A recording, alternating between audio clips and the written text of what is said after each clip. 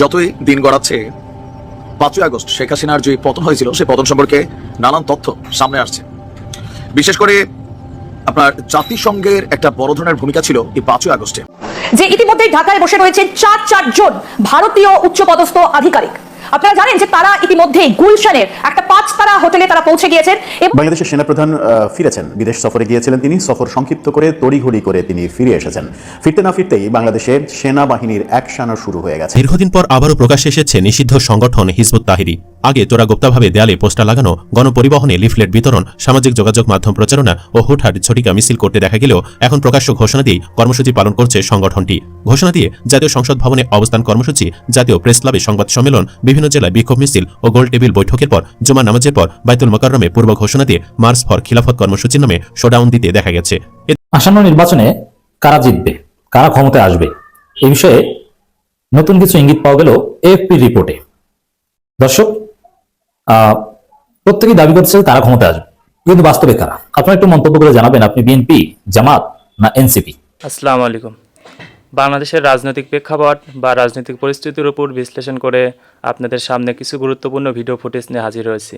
এমনকি দর্শক, আমি আশা করছি যারা ভিডিওটি অন করেছেন তারা ভিডিওটি না টেনে সম্পূর্ণ মনোযোগ সহকারে দেখবেন, তাহলে এই ভিডিওর মূল রহস্য বা আসল ঘটনাগুলো জানতে বা বুঝতে পারবেন। তো প্রিয় দর্শক, আমি আর বেশি কথা বাড়াবো না, চলুন দেখে আসি আজকের সেই কাঙ্ক্ষিত ভিডিওগুলো। তবে তার আগে বলি, যারা এখনও চ্যানেলটি সাবস্ক্রাইব করেননি তারা সাবস্ক্রাইব করে পাশে থাকা বেল আইকনটি বাজিয়ে দিবেন, আর যারা ইতিমধ্যে সাবস্ক্রাইব করে রেখেছেন তাদেরকে অসংখ্য ধন্যবাদ। তো চলুন দর্শক, একটা লাইক দিয়ে আমরা ধারাবাহিকভাবে সকল ভিডিওর বিস্তারিত আলোচনা দেখে আসি। যে ইতিমধ্যে ঢাকায় বসে রয়েছেন চারজন ভারতীয় উচ্চপদস্থ আধিকারিক। আপনারা জানেন যে তারা ইতিমধ্যেই গুলশানের একটা 5 তারা হোটেলে তারা পৌঁছে গিয়েছেন এবং গত কয়েক দিন ধরে চারজন ভারতীয় আধিকারিক তারা রয়েছেন ঢাকায়। কেন তারা সেখানে গেছেন, কাদের সঙ্গে আলোচনা করতে? কারণ আমরা ইতিমধ্যে জানি যে ডোনাল্ড ট্রাম্প তিনি কিন্তু সরাসরি নরেন্দ্র মোদী অর্থাৎ আমাদের প্রধানমন্ত্রীকে একেবারে ইঙ্গিত দিয়ে দিয়েছেন, সরাসরি বলেই দিয়েছেন যে বাংলাদেশের বিষয়টা প্রাইম মিনিস্টার নরেন্দ্র মোদী দেখে নেবেন, কারণ তিনি বাংলাদেশ সম্পর্কে সব থেকে বেশি জানেন। তারপর আমরা জানি যে পেন্টাগনের ফোন যায় বাংলাদেশের সেনাপ্রধানের কাছে, ওয়াকারুজ্জামানকে ভারতের তরফ থেকেও কিন্তু ফোন দেওয়া হয়েছিল। তারপর চারজন উচ্চপদস্থ আধিকারিক তারা পৌঁছে গেলেন ঢাকাতে। তারা কারা, কি নিয়ে আলোচনা হচ্ছে, বিস্তারিত আমরা জানবো। আমাদের সঙ্গে রয়েছেন বাংলাদেশের বিশিষ্ট আইনজীবী নিঝুম মজুমদার। আপনাকে স্বাগত জানাই আজ তাক বাংলায়। আমি শুরুতেই এই যে ব্রেকিং নিউজটা জানালাম যে চারজন উচ্চপদস্থ আধিকারিক পৌঁছে গিয়েছেন, আপনি এই খবরটা আমাদেরকে দিয়েছেন, একদম ভেতরের খবর। তারা কারা, কবে গিয়েছেন এবং তাদের ডেজিগনেশনই বাকি, যদি একটু বিস্তারিত বলেন। আমাকে একটু দেখে বলতে হচ্ছে। প্রথমত হচ্ছে যে তারা 4 মার্চ সেখানে যান এবং খুব সম্ভবত আজকে তারা ডিপার্ট করবেন ঢাকা থেকে। তো তাদের মধ্যে রয়েছেন সুজা কে মেনন, তিনি joint secretary ministry of external affairs. এরপরে আপনার সুমিত কুমার সিং, তিনিও ডেপুটি সেক্রেটারি একই ডিপার্টমেন্টের। রাচিত রাওয়াত, উনি deputy secretary ministry of same মন্ত্রণালয়ের। এবং নবদীপ ভার্মা, তিনি আন্ডার সেক্রেটারি এক্সটার্নাল অ্যাফেয়ার্সের। তো ইনকোয়ারির ব্যাপারে কয়েকটা জিনিস সামনে এসছে। একটা হচ্ছে যে রয়েছেন গুলশানের একটা 5 তারা হোটেলে, যতদূর জানা যাচ্ছে গুলশানের একটি 5 তারা হোটেল আছে। আমি নামটা বরঞ্চ না বলি, এটা সিকিউরিটি পারপাসে না বলাই ভালো। আসলে ওনাদের 4 তারিখ কখন এরা চেক ইন করেছে? তারা চেক ইন করেছেন হচ্ছে বিকেল বেলায়, চেক ইন করেছেন বিকেলের দিকে করেছেন। তারা সেই মুহূর্তে আছেন। আমাদের কাছে যে সংবাদ আছে তার মধ্যে একটা ব্যাপার হচ্ছে যে এখানে একটা এলওসি বিষয়াদির জন্য তারা গেছেন বলা হচ্ছে, কিন্তু পুরো ব্যাপারটা আমার কাছে মনে হচ্ছে ইজ ডিফারেন্ট। প্রথমে বলে না ভালো যে what is LOC, line of credit. আসলে বাংলাদেশের বেশ কিছু প্রজেক্ট আছে যেগুলোর ক্ষেত্রে অর্থনৈতিক ব্যাপারগুলো বাংলাদেশের বর্তমান দখলদার সরকার সেগুলো নিয়ে নানান ধরনের গড়িমসি করছে, অনেকগুলো টাকা পয়সা আটকে আছে, সেগুলো একটা বিষয়াদি আছে বলে আমাদেরকে বা আমাকে জানানো হয়েছে। কিন্তু এখানে আরেকটি ব্যাপার আছে যেটা অসমর্থিত সূত্রের আমরা জানি, সেটা হচ্ছে যে সেখানে বাংলাদেশ বিষয়ে বেশ কিছু আলোচনা হয়েছে বলে আমাদের কাছে খবর আছে। বাংলাদেশের সেনাপ্রধান ফিরেছেন, বিদেশ সফরে গিয়েছিলেন তিনি। সফর সংক্ষিপ্ত করে তড়িঘড়ি করে তিনি ফিরে এসেছেন। ফিরতে না ফিরতেই বাংলাদেশের সেনাবাহিনীর অ্যাকশনও শুরু হয়ে গেছে। সেনাবাহিনীর কি অ্যাকশন শুরু হলো সেটা একটা গুরুত্বপূর্ণ বিষয়, সেই ব্যাপারে আলোচনা করব। এদিকে সমন্বয়ক শব্দটা, সমন্বয়ক পদটা আর থাকছে না বলে ঘোষণা করা হয়েছে। হাস্যকর হলেও সত্য, আনুষ্ঠানিকভাবে ঘোষণা করা হয়েছে এখন থেকে বাংলাদেশের সমন্বয়ক, বৈষম্য বিরোধী ছাত্র আন্দোলন, এগুলোর আর কোনো অস্তিত্ব নেই, এখন সবই রাজনীতি। এই ব্যাপারগুলো যখন ঘটছে তখন রাজশাহী বিশ্ববিদ্যালয়ে সেনাবাহিনীর অভিযান দেখেছি আমরা। তুল কালাম কাণ্ড, রাজশাহী বিশ্ববিদ্যালয়ের একটি আবাসিক হল থেকে এত বিপুল পরিমাণ অস্ত্র উদ্ধার করা হয়েছে যা 3-4টি থানাতেও থাকে না, এবং বলা হচ্ছে যে পুলিশের যে অস্ত্র লুট করা হয়েছিল 5 আগস্টের পরে, সেই লুট করা অস্ত্রের গুদাম পাওয়া গেছে সেখানে। সেই আলোচনাগুলোই করবো এই ভিডিওতে, থাকবেন পলিটিক্স টিভির নিয়মিত আয়োজনে।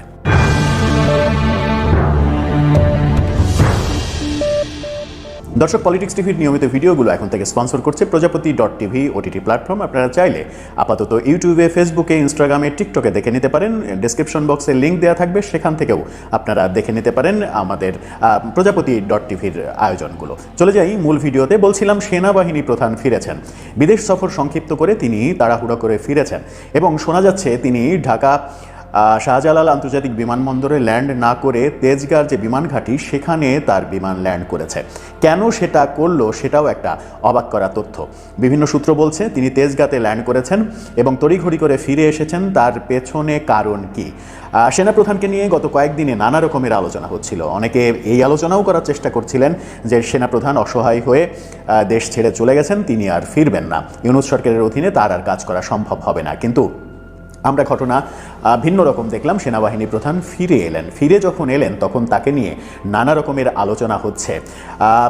ডক্টর ইউনূস সরকারকে নিয়ে নতুন কোনো তথ্য তিনি পেলেন কিনা, নিয়ে এলেন কিনা, সেটা দেখা যাবে আগামী কয়েকদিনের মধ্যে। শোনা যাচ্ছে সেনাবাহিনী প্রধান ডক্টর ইউনূস সরকারের ওপরে বিরক্ত এবং বিরক্তির যে ছাপ সেটা স্পষ্ট হয়েছে কদিন আগেই তার ভাষণে। এরপরে সেনাবাহিনীর সঙ্গে সরকারের সম্পর্ক একেবারে নড়বড়ে অবস্থায় চলে গেছে। সেনাবাহিনীকে আগের চাইতে একটু বেশি তৎপর দেখা গেছে।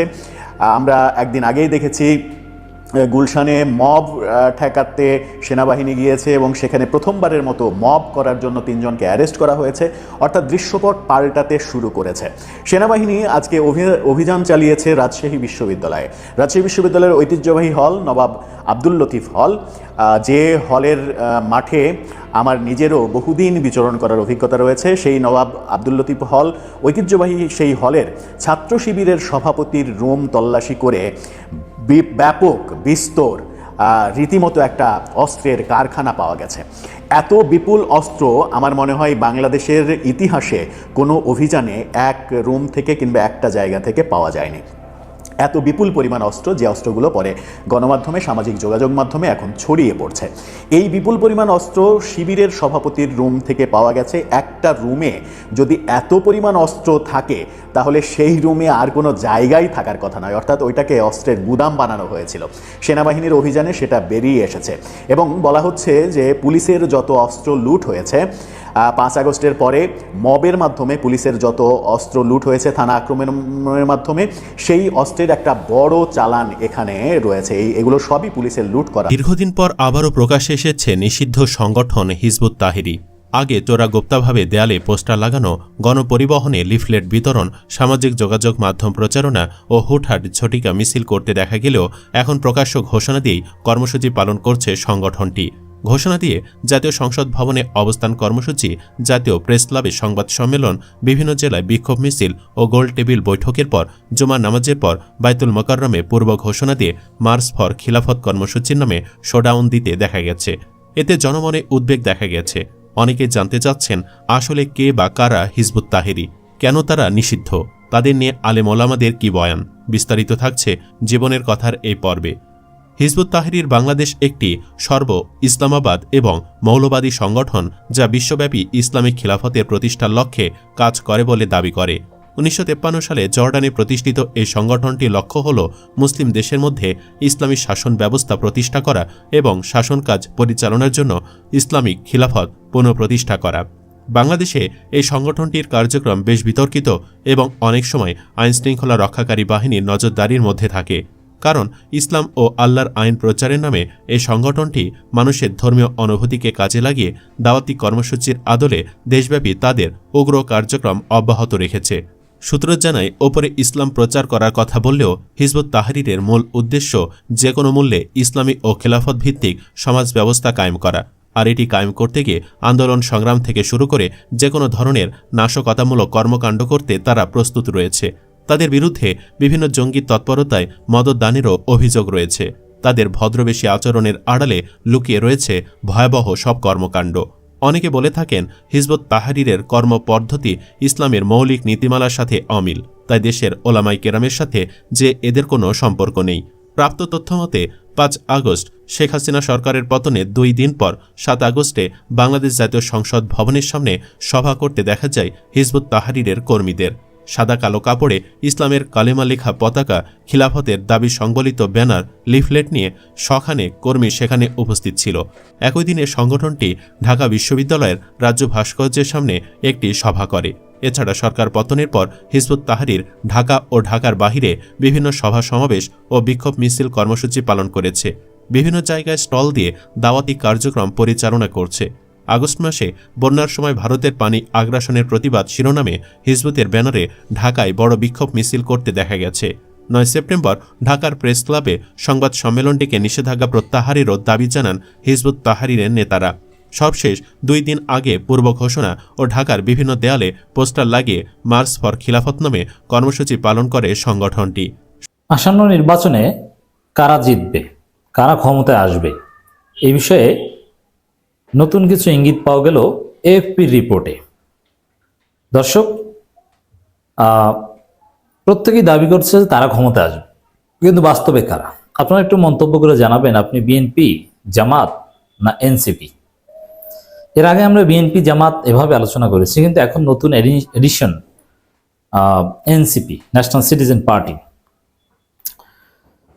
আসন্ন নির্বাচনে জয়ী হয়ে ক্ষমতায় আসবে বিএনপি, এএফপি এটা বলছে। অন দি আদার হ্যান্ড আমরা আর একটা রিপোর্ট দেখতে পাচ্ছি যেখানে এনসিপির আহ্বায়ক জনাব নাহিদ ইসলাম বলছেন, দৃঢ় বিশ্বাস এবারে নির্বাচনে আমরা জয়ী হব। মানে এনসিপি জয়ের ব্যাপারে যথেষ্ট আশাবাদী। অন দি আদার হ্যান্ড জামাত ইসলামীরও এরকম উচ্চাকাঙ্ক্ষা আছে যে তারা যদি ইসলামপন্থীদের বা চরমনাই লোকজন তো স্পষ্টভাবে বলে, ইসলামপন্থীদের ভোটের বাক্স যদি একটা করা হয় তাহলে তারা ক্ষমতায় আসবে। আসলে কারা আসবে আপনাদের মন্তব্য দেখতে চাই। আপনি কি চরমনাই জামাত জোটকে সমর্থন করেন? দ্যাট মিনস ইসলামপন্থীদের? মনে রাখবেন, চরমনাই জামাত যদি জোট হয়, এর বাইরে যদি কোনো ইসলামপন্থী থাকে, ওই ইসলামপন্থী না। চরমনাই জামাত এক হতে পারলে অন্য কোনো ইসলামপন্থীর ওই জোটে আসতে কোনো বাধা থাকার কথা না।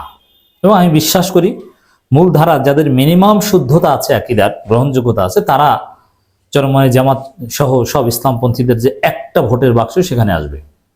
বিএনপির সাথে যাওয়ার আর কোনো সুযোগ নেই, বা অন্য কারোর সাথে যাওয়ার সুযোগ নেই।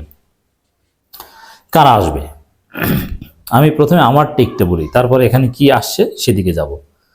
আমি মনে করি এককভাবে ক্ষমতা আসা, যদি সুষ্ঠু নির্বাচন হয়, এমনিতে ডিসেম্বরের মধ্যে নির্বাচন হবে না আমি বিশ্বাস করি, আর যদি হয় তাহলে নির্বাচন দুপুরের মধ্যেই পন্ড হয়ে যাবে, দেশে জরুরি অবস্থা আসবে।